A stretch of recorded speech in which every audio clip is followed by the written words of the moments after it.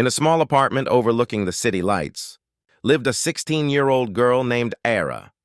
She was quiet, thoughtful, but always in a hurry to grow up. Every morning, she watched the clock more than the sunrise. Every evening, she checked her phone more than the stars. To her, time was a race, one she felt she was always losing. Era wanted results, immediately.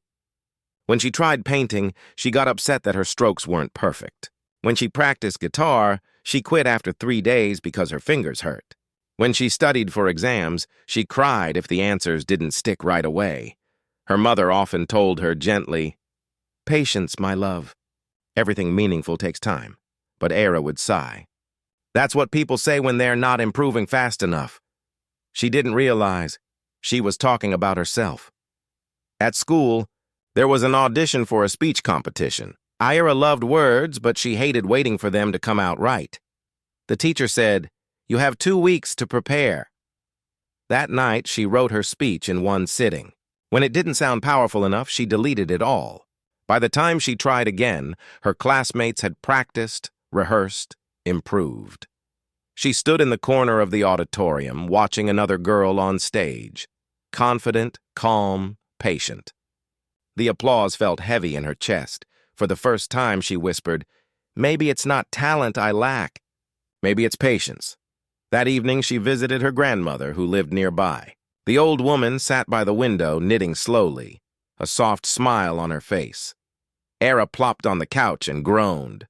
"Why does everything good take so long? I just want to be there already." Her grandmother chuckled. "When I was your age, I used to plant mango seeds behind our house. Every day I checked if they'd grown. For weeks, nothing. I nearly dug them up to see what was wrong. But one morning I saw a green shoot breaking through. It taught me, patience is what happens below the surface, long before the world sees results." Era leaned against her arm, quiet.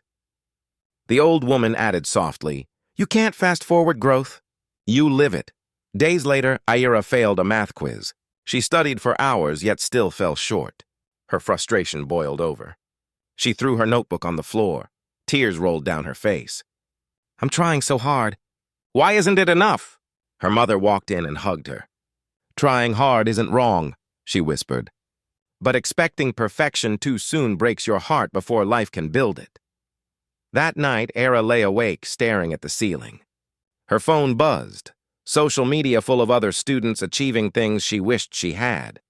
She scrolled and scrolled, feeling smaller each second. Then she stopped at a quote someone posted. "Patience is not waiting. It's trusting the process." She locked her phone, exhaled deeply, and for the first time, didn't cry. The next morning, Ira began something small. She opened her math notebook again, but instead of rushing, she slowed down. She solved one problem, then another. Not perfectly, but calmly. She practiced guitar again, even though her fingers hurt. She painted again, even if her hands trembled. At school, when she saw her friends laughing, she didn't compare. She smiled, just a little, and whispered to herself, "It's okay to take time." It wasn't easy, but she began to feel a peace that came not from finishing, but from continuing. Months passed. When the next speech competition was announced, Ira's teacher asked, "Would you like to try again?" Ira hesitated, then nodded. This time, she practiced every day, not for hours, but consistently. She made mistakes, forgot lines, even wanted to quit again. But she stayed. The night before the event, her grandmother called. "Remember, child, slow roots, strong trees." The next morning, she stood on stage. Her heart pounded, her palms sweated, but she spoke. Not fast, not perfect, but true. "I used to think patience was weakness. Now I know it's what makes us stronger. Waiting doesn't mean doing nothing. It means growing quietly until the time is right." When she finished, the hall was silent for a moment, then applause erupted. Her teacher smiled proudly, and Era, she didn't cry this time. She smiled, a real peaceful smile. Later that night, she sat on the balcony, city lights flickering below. Her grandmother's scarf lay folded beside her, unfinished, but beautiful. Ira whispered to herself, "Maybe life isn't a race. Maybe it's a rhythm." Her mother brought her a cup of tea and said, "You look calm." Ira smiled softly. For the first time, I feel like I'm not late for my own life. And from that night on, Era still chased her dreams. But she no longer ran breathlessly. She walked with time, not against it. Moral patience isn't about waiting.